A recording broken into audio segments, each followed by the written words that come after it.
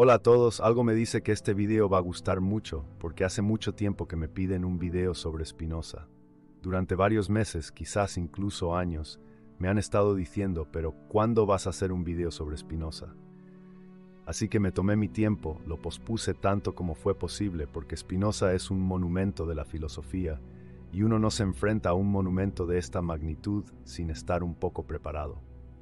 Espero que este video cumpla con sus expectativas. Spinoza está entre aquellos autores que son bastante desafiantes de abordar, principalmente porque su sistema filosófico pretende abarcar la totalidad. En otras palabras, la ambición filosófica de Spinoza no es otra que explicar a Dios o la naturaleza, ya que ve a estos dos como sinónimos, representando la totalidad de todo lo que existe. Abordar tal totalidad en un vídeo de YouTube es naturalmente delicado, así que este video servirá como una introducción al pensamiento de Spinoza, en lugar de un relato exhaustivo de su filosofía. Ahora, para dar algo de contexto biográfico, Spinoza fue una figura notable, un filósofo judío del siglo XVII de Portugal que emigró a los Países Bajos. Fue una figura controvertida por sus puntos de vista sobre la religión y fue excomulgado por la comunidad judía. Incluso enfrentó un intento de asesinato y notablemente conservó el abrigo perforado por la daga del presunto asesino por el resto de su vida. Su obra principal, Ética, se publicó póstumamente en 1677, 2 años después de su muerte, ya que era muy consciente de los peligros potenciales que su trabajo podría provocar en vida. Spinoza fue un filósofo audaz, sin miedo a ir al corazón de los asuntos, y sus posiciones filosóficas fueron revolucionarias para su tiempo. Pero antes de profundizar en los detalles de su filosofía, es esencial preparar el escenario.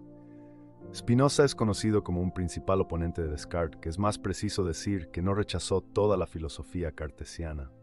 Spinoza contrasta fuertemente con Descartes en un punto fundamental, donde Descartes era dualista, distinguiendo claramente entre materia y mente, sustancia y pensamiento. Spinoza no veía las cosas como separadas de manera distinta. Fue precursor de lo que llamamos monismo, la idea de que el cuerpo y la mente son inseparables. Desde Platón, esta separación ontológica entre cuerpo y mente se asumía, encajando perfectamente en la visión del mundo cristiano de un mundo material aquí y un reino espiritual más allá. Pero para Spinoza, esta distinción es inexistente. En su visión, cuerpo y mente son simplemente dos atributos de una única sustancia a la que llama Dios o naturaleza. Para comprender mejor esta idea del monismo, consideremos el ejemplo del cannabis. Conocido por alterar las habilidades psíquicas y los estados de conciencia, el cannabis, al consumirse, también impacta en las capacidades físicas. Intenta realizar una actividad física como el boxeo o un entrenamiento después de usar cannabis. La experiencia es notablemente diferente. Este ejemplo ilustra que una alteración psíquica lleva consigo inevitablemente una física, sugiriendo una interacción entre las dimensiones espiritual y material que no pueden separarse ni verse como entidades independientes. Esta interacción es lo que llevó a algunos comentaristas a describir el pensamiento de Spinoza como un paralelismo entre cuerpo y mente, sustancia y pensamiento. En un próximo video, revisaremos esta distinción entre cuerpo y mente. Sin embargo, como he mencionado, la filosofía de Spinoza abarca la totalidad, y para este video introductorio no deseo abordar esta cuestión de manera directa. En su lugar, pretendo aproximarme a ella desde otro ángulo.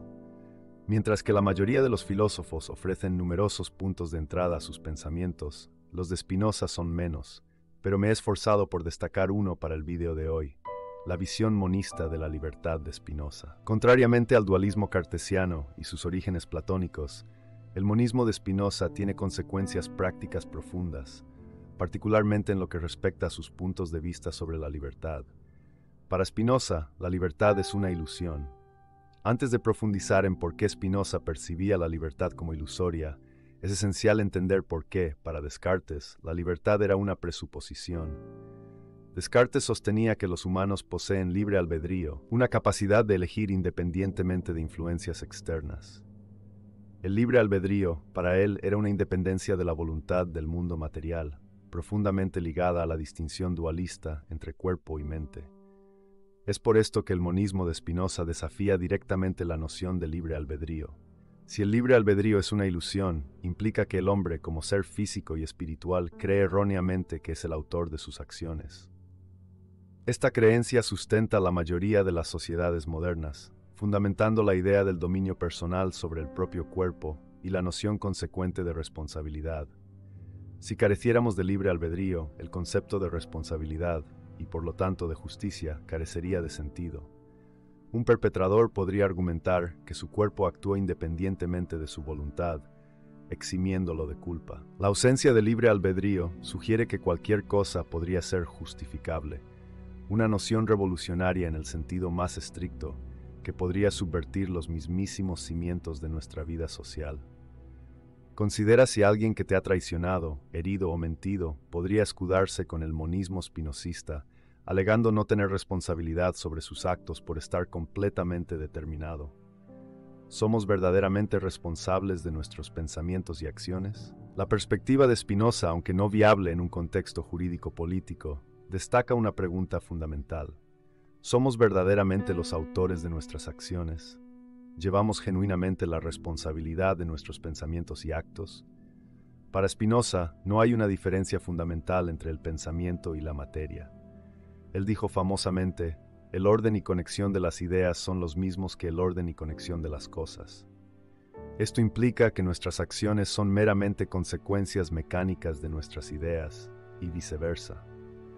A menudo concebimos erróneamente la relación entre el pensamiento y la acción, asumiendo que uno determina al otro. Spinoza desafía esta noción, sugiriendo que es un malentendido de la naturaleza humana y la interacción entre el cuerpo y el espíritu.